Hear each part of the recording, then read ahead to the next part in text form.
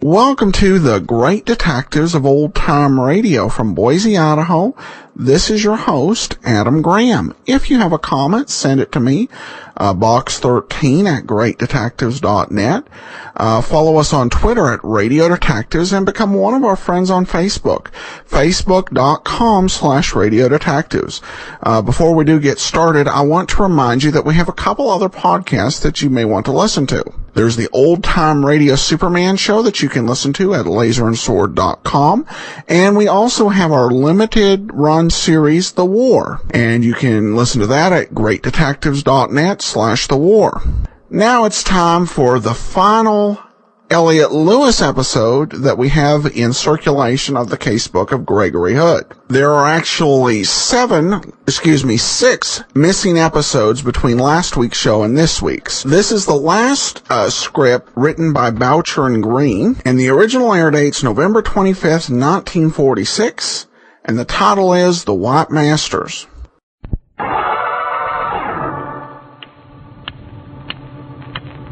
The Petrie family. The family that took time to bring you good wine presents the Casebook of Gregory Hood. Tonight, Petrie Wine presents the story of The White Masters, another exciting adventure from the Casebook of Gregory Hood. And say, when your guests arrive Thursday for a big Thanksgiving dinner, why not greet them royally with a glass of Petrie California Port? Port is America's favorite wine, you know, so it's the perfect wine to express your hospitality and friendship. And believe me, when it comes to real enjoyment, there's no port like Petrie Port. It has a beautiful, deep, ruby red color, and the flavor, it's absolutely delicious. Petrie Port has such a marvelous, rich, fruity taste. It's no wonder everyone loves it. Believe me, a glass of Petrie Port is real proof that the Petrie family took time to bring you good wine. So have plenty of Petrie Port on hand for your big day Thursday. And be sure it's Petrie Port, because all Petrie wines are good wine.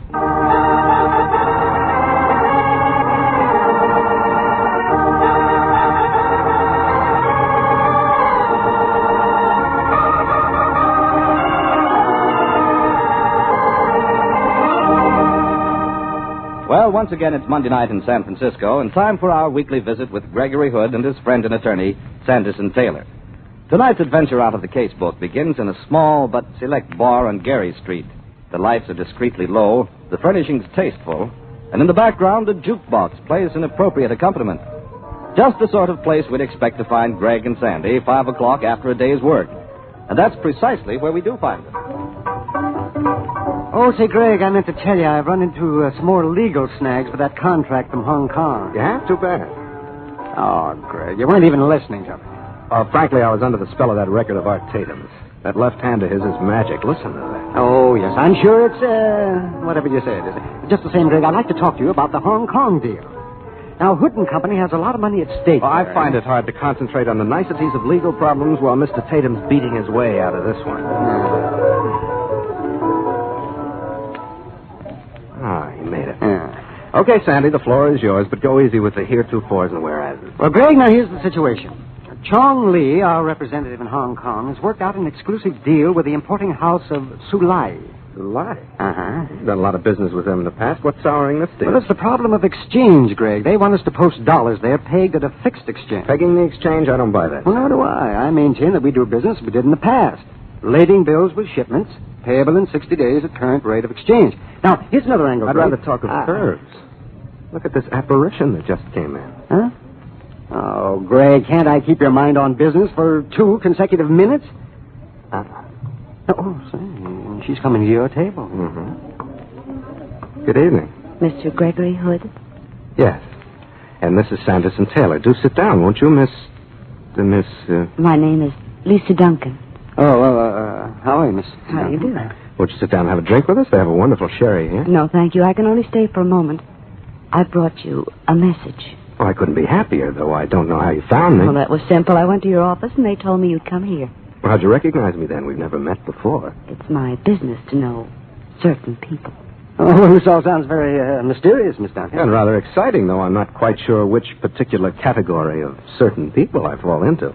What's the message? Meet me at the fourth girder from the middle on Golden Gate Bridge at midnight, and the jewels are mine? I'm serious. What's the message? I bring you the message of the White Masters, Mr. Hood. Perhaps the message has already reached you. Have you heard the call to a full new life? No, but it sounds like fun. The old life was getting a little dull around the edges, and with you as a tutor... Don't make fun of me. This is the most important message of your life. The White Masters wish you to read this. I'll see you again, Mr. Hood. Oh, Miss Duncan, wait a minute. Oh, let her go, Greg, let her go. She's crazy. Maybe, but beautiful crazy. Walking in here, handing you a tract, and then waltzing out again. Oh. Well, let's see what her little handbill says. Let's see what it does. The League of White Masters. Stephen Satterwhite to speak tonight at the Golden Bay Auditorium. Come and learn your potential power. The propaganda line has a familiar ring. Want to go to that meeting tonight, Sandy? Why, Gray? Just to track down your tract-leaving goddess? How much more than that? The name Satterwhite rings a bell somewhere. I have a hunch the White Masters aren't as spotless as they sound. Make a deal with you, Sandy. Okay, what is it? I'll buy another drink for you and listen to your headaches on the Hong Kong deal if, after that... I know, Greg. After that, we go to the Golden Bay Auditorium in search of the full new life.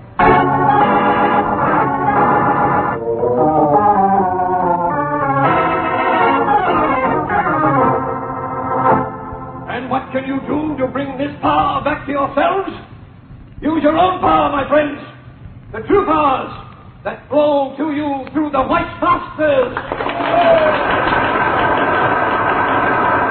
And, my good friends, from these White Masters in the other dimension, I bring this message to you. Know your powers, the powers of light, to combat the powers of darkness, and to build a righteous, strong America. Come on, Sandy, let's beat it. Okay, Greg. Was I right? Oh, brother. Look at the eyes of all these people. Gives me the creeps. And I somehow keep feeling as though I'd seen them before. You have. Remember in Berlin before the war? Yeah? Remember that rally at the Sports Palace? The Nazis. They're the same people. Same ones you see in this country at the rallies of homegrown fascism. The small ones. The worn-outs. The failures who need someone to blame their failure on. Yes, the lunatic fringe. Well, that's all we thought the Nazis once were. It's nauseating, Greg. Yeah. That constant and ringing repetition of the word white. It sounds noble and harmless, but the implication is dangerous. Free speech. Yet if anyone had got up and thrown a few questions back at him... Sure. The goon squad would have beaten them up and thrown them out of here in no time.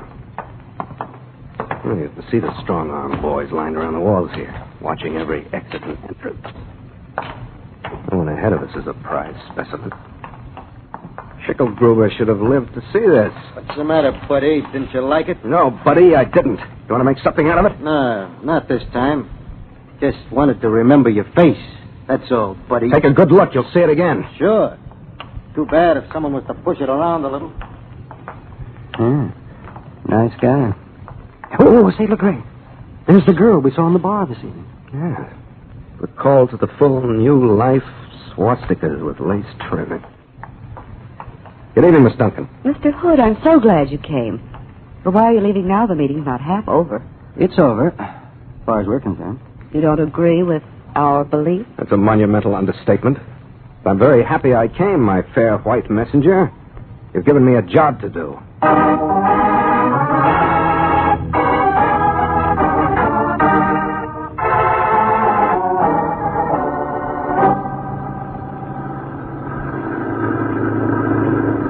You're unusually silent, Sandy. I was thinking about that meeting tonight, Greg, and getting madder and madder. So was I.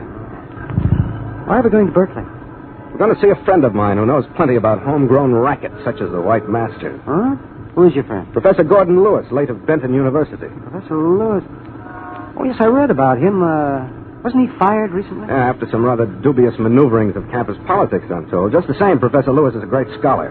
Knows everything about cults from Damballa, the god of voodoo, to Shambhala, the hidden retreat in Tibet, which some people call Shangri-La. But surely Satterthwaite's speech tonight wasn't as profound as all that. No, but the basic roots that motivated are plenty old.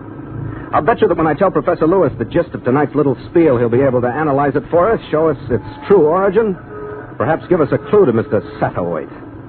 If we can get at his roots, maybe we can chop him down.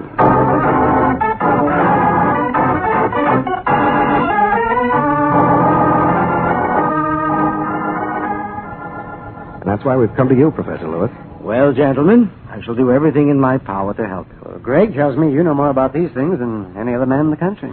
Mr. Hood is kind. More so than some I could name. All of my life I've devoted to this study. And now at my age, to be a man without a profession, without even a job. But how can I help you, gentlemen? Well, you see, sir, it seemed to me that behind those cleverly phrased jingles Satterthwaite was echoing tonight lies a pattern. A philosophy developed from some earlier cult that's proved successful. You're right, Mr. Hood, and I've studied them all.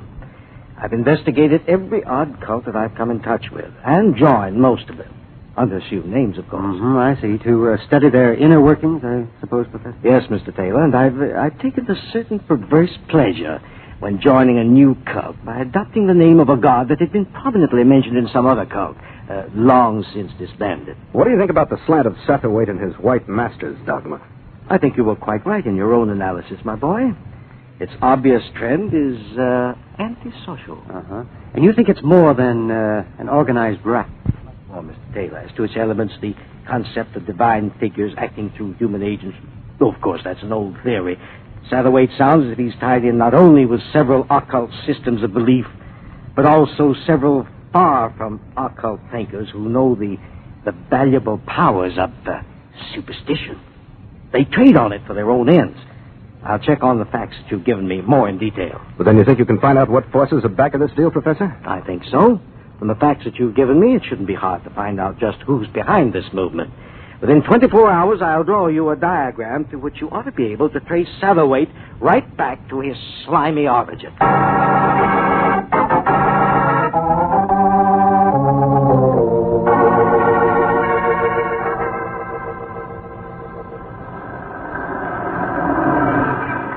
Well, here you are, Mr. Hood. Thanks, driver. Been keeping you busy tonight? Yeah, quite in the morgue. Just about as cold. Here you are. You can keep the change. Gee, thanks, Mr. Hood. Good night now. Night.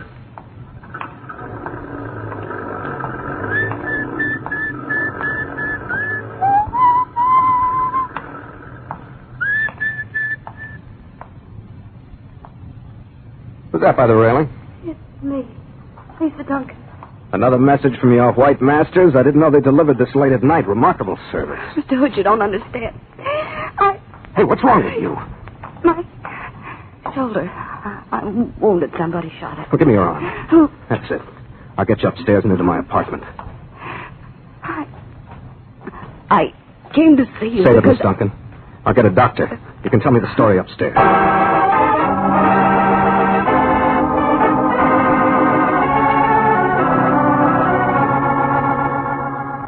Here we are. Hold on a minute. I'll get my key. Be careful, Mr. Hood. In you come. That's it. I'll switch on a light. It's my man's night off. There we are. Now, I'll get to the phone. Gregory, behind those curtains. A welcoming committee of 3, huh? Lisa, get help. All right, I will. Shall I get the girl? Never mind. Let him have it. No, you don't. All right, try this one on. Grab his arms, Len. I got him. Get on your feet again, sir, and help Len. That's right. 3 white supermen, huh? Good. I told you at the meeting tonight that you might get that pretty pussy of yours worked over a little. How's that, Prescott? Very courageous with 2 of your goons holding me. Shut up, do you hear? You lousy little... It ain't polite to answer back, buddy. Take the blackjack to him, Joe. Let's really work on him. Yeah, give it to me. Let's see if we can beat a little sense into it. Dirty no. Now, let's see how smart aleck you can get Mr. Hood. Come on, guys, let's get out of here.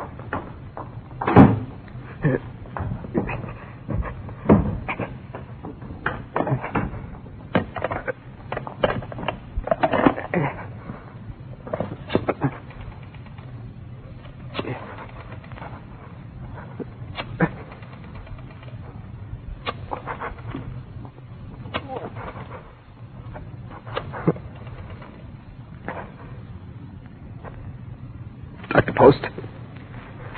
Greg Hood. Better get over to my apartment. Right away.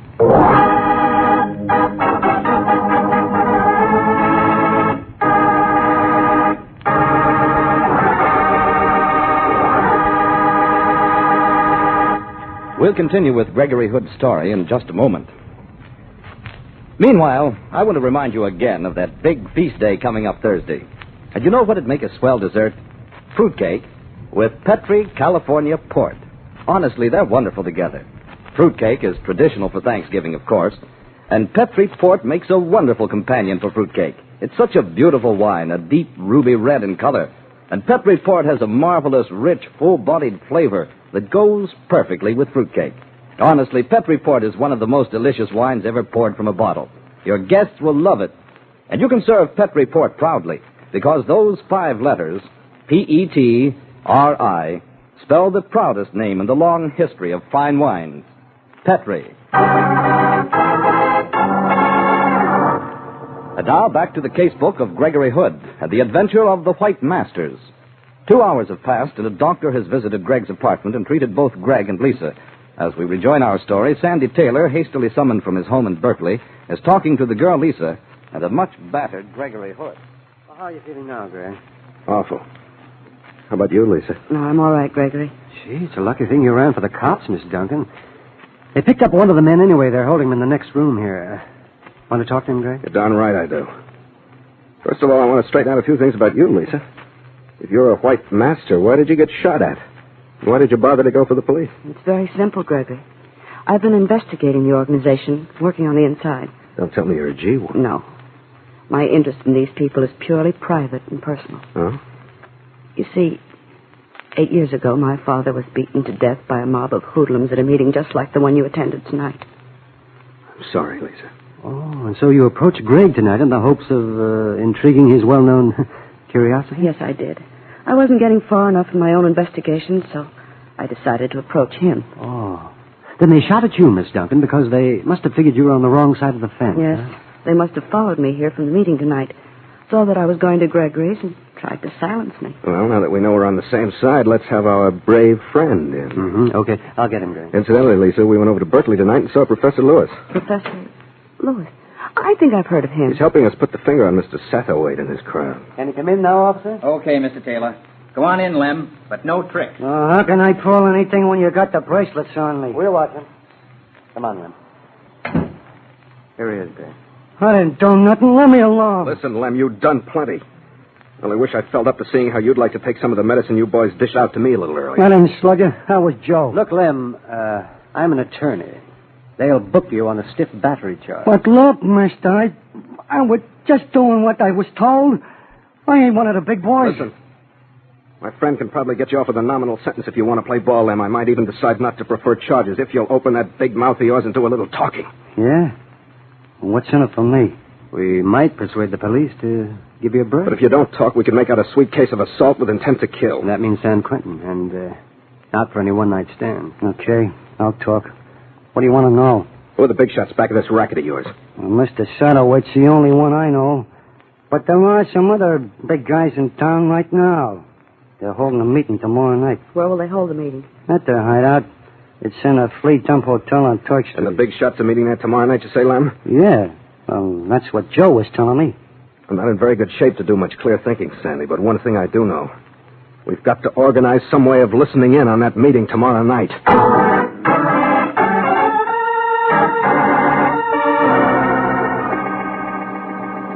Are you feeling better this morning, Greg? Sure, but that was only logical. I couldn't be feeling worse than I did last night. Have you checked with Miss Duncan? Yes, I called her just before I came down here. She's doing fine, just raring to listen in on that meeting tonight. How are the plans coming? Oh, fine. Well, it cost a small part of the Hood fortune to fix it. I bribed the hotel man. We've got the room next to the one the crowd have been using. Dictaphone equipment being installed? Mm-hmm. We're all set tonight to listen in on the meeting and get a complete record of their discussions. That'll make pretty reading for the authorities. Hello? Gregory Hood, this is Professor Lewis. Hello there. How are you coming with your investigations? I think I have some interesting data for you. Perhaps we could meet tonight and discuss the matter. I'd like to, but it'll have to be this side of the bay. We're eavesdropping on Satterthwaite's Inner Council meeting tonight. Join us for dinner. We'll tell you all about it.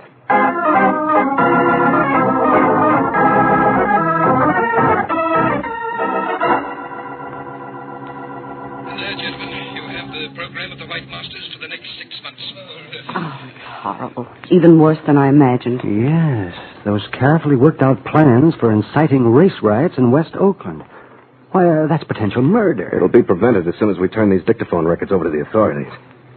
I'm getting darned worried about Professor Lewis. Yes, so am I. He didn't show up for dinner, and we called him twice from here and got no answer. Do you suppose the goon squad have gone after him? Could be. They went after Lisa and me. They could easily have found out that the professor was in with us, too. Yeah. Wait a minute. I think the meeting is broken up next door. I can't hear any voices. Perhaps we should go and search their room. I doubt if we'd find anything except a strong smell of skunk. What are you waiting for? Wait a minute. They haven't all gone. What did you think? It's Satterwade. You haven't said a word all evening, but what's the matter with you? Put up that gun. You don't think you can get control of this organization that way? Put it down! Come on, Sandy.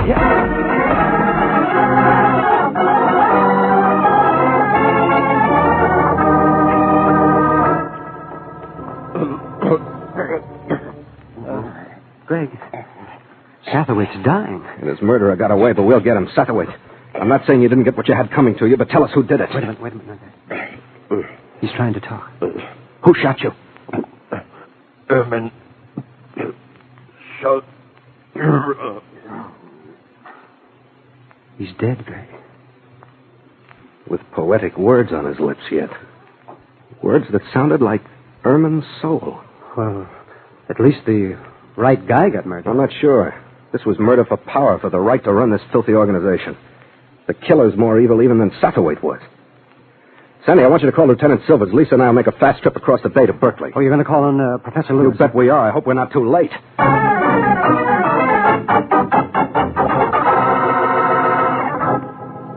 Oh, I'm glad you came over here, Mr. Hood. And you, Miss Duncan. I wish we'd arrived in time to prevent the attack on you, Professor. You say they attacked you as you were getting into your car. Yes, it's dark in the garage. I didn't see who it was. I felt this blow on the back of my head, and the next thing I knew, I was lying beside the car. I managed to crawl into the house and telephone for a doctor, and he came and bandaged me up. Oh, but don't worry about me. Tell me more about the meeting. Satterwait is dead, you say? Yes, but just as he died, he muttered the words, Erman's soul.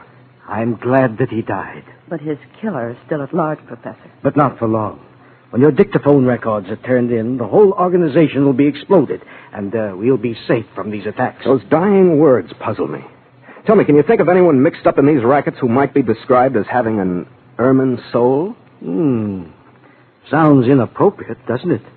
Erman soul. Now, wait a minute. I know the man you want. Huh? Yes, he's been mixed up in several of these subversive groups. His name's Irving Stoll. Irving Stoll, Erman's soul. Yes, Gregory, that might be the answer. We can put the authorities on his track, and they'll locate him in no time. Wait a minute. Why didn't I spot it before? That cloud on the head last night must have been stronger than I thought. What are you talking about, Gregory? Professor Lewis, it's suddenly all very clear to me. Miss Duncan brought me into this case, and she was attacked. I went into it, and I was attacked. I brought you in, or you've been attacked. But there were only 4 people who knew what our plans were before the attacks. Sandy, Lisa, you, and me. Surely you're not suggesting that... Of course not, Lisa. What do you say, Professor? But obviously, the White Masters have more efficient spies than we imagined. A reasonably convincing answer, Professor. If I hadn't just spotted that book on Druidism on your shelf. You're being very cryptic, Hood. How does a book on Druids enter this discussion? Oh, it reminded me that there's an old Druid god by the name of Irminsul. Irminsul. That sounds exactly like Erman's soul. And if you remember, Professor, you told Mr. Taylor and me when we called on you yesterday that it amused you to join new cults under the name of a deity. You can't possibly be suggesting... I'm suggesting that you joined the White Masters with the intention of studying it from the inside. Then, when you were fired from the university, you became bitter. You became violently antisocial. Oh, you're talking rubbish. Am I? You needed money, too, and you knew how profitable those rackets are. And who knew better than you the inner workings of them? You tried to get rid of us as soon as you knew we were working against you. And then you killed Satterwait and then staged an apparent attack against yourself as an alibi.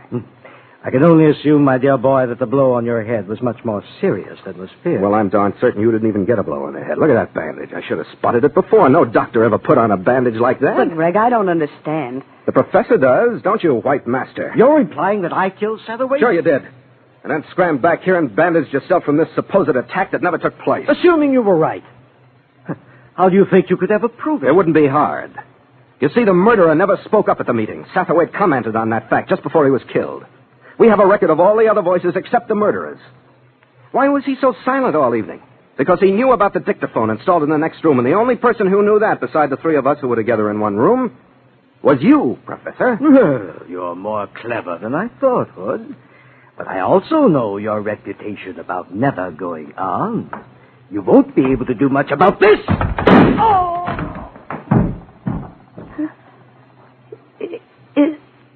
Is he dead? No. He's not dead. Where were you hiding a gun? I shot him through my handbag. Where'd you learn a trick like that? Since my father's death, I've learned to be quite handy with a revolver. I'll say. I'm very grateful. You know, you're a remarkable girl. You're quite a remarkable man, Gregory. Oh. Well, when we've delivered the professor to the powers that be, let's go back to that bar where I first met you yesterday. I think we've both earned a drink and an opportunity to discuss that full new life you were talking about.